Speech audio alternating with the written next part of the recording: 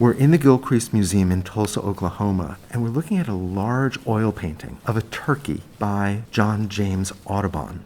You'll see his name associated with especially bird conservation, but with conservation causes in many different respects today. That legacy stems from when he most famously produced Birds of North America, which was a set of 435 prints of birds drawn to life that was published between 1827 and 1838. He also was working on a Quadrupeds of North America portfolio toward the end of his life, but birds were clearly his passion. And by drawn to life, we mean birds that are drawn life-size.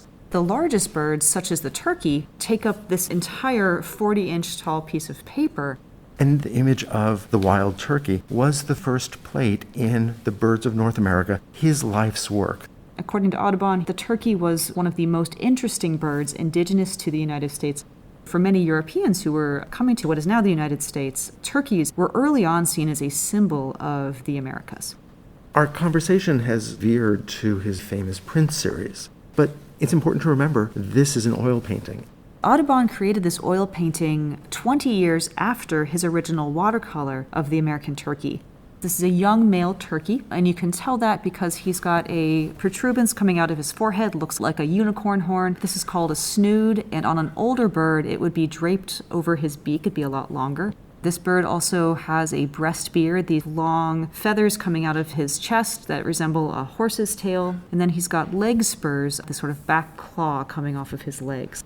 The turkey has a distinct sense of personality. He's looking back over his shoulder as though he's looking for a predator, as he is also striding forward.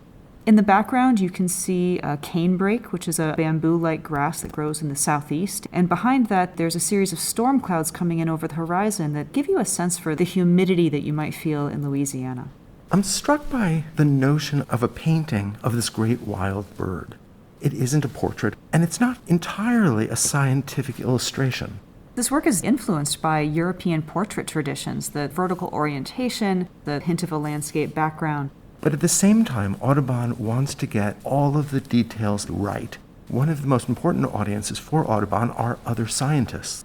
He's wanting to get the proportions correct, the colors of the feathers, the appearance of the feet and the claws, the markings of the bird's head. But while there is this scientific aspect to the image, it is also individualized. Look at that face. I think he's inviting viewers to empathize with this bird, that he's feeling a bit of shock. He's got that wide open yellow eye. His beak is slightly parted. We think that Audubon would go into the wild, would find his subject, would shoot it, bring it back, and quickly wire it to reanimate it so that it seemed as if it was alive, and then would begin his sketches from life. When Audubon was first working on his sketches for Birds of North America, this is before the advent of photography, so he can't shoot a photograph of this bird to study later. And while we think of bird conservation today as based around watching birds, in this era, Audubon was shooting birds, and this was the only way that he could have a bird stay still so he could paint it. Audubon is known for positioning birds in movement, in action, even showing sometimes the birds hunting. Other wildlife artists in this era often show animals in a static way, almost as though they are taxidermic mounts, but Audubon is interested in capturing a sense of life from the animals that he paints. Audubon is coming out of a period where nature was seen as inexhaustible. He wasn't so much of a conservationist. Again, that sense hadn't come to the forefront yet, but what he did contribute was an awareness of wildlife in North America. His Birds of North America portfolio changed the way and maybe the appreciation that Americans felt for their wildlife.